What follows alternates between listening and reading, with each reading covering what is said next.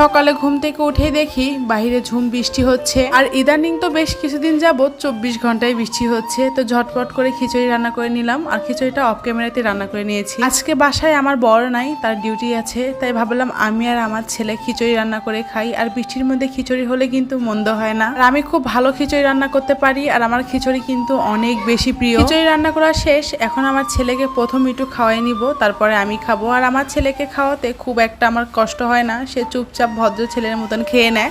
তো সব কিছু রেডি করে তার কাছে নিয়ে গেলাম, আর সে কিন্তু খিচুড়ি অনেক বেশি পছন্দ করে। সে তো অনেক খুশি খিচুড়ি দেখে, একদম আমার মতন খিচুড়ি খেতে অনেক বেশি পছন্দ করে। এই তো এখন আমি আর আমার ছেলে একটু রিল্যাক্সে বসে খাবো আর তার সাথে গল্প করব।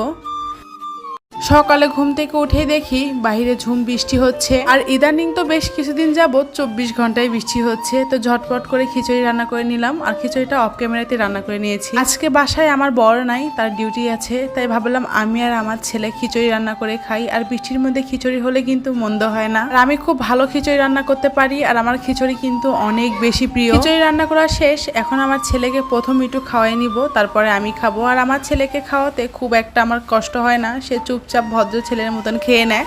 তো সব কিছু রেডি করে তার কাছে নিয়ে গেলাম, আর সে কিন্তু খিচুড়ি অনেক বেশি পছন্দ করে। সে তো অনেক খুশি খিচুড়ি দেখে, একদম আমার মতন খিচুড়ি খেতে অনেক বেশি পছন্দ করে। এই তো এখন আমি আর আমার ছেলে একটু রিল্যাক্সে বসে খাবো আর তার সাথে গল্প করব।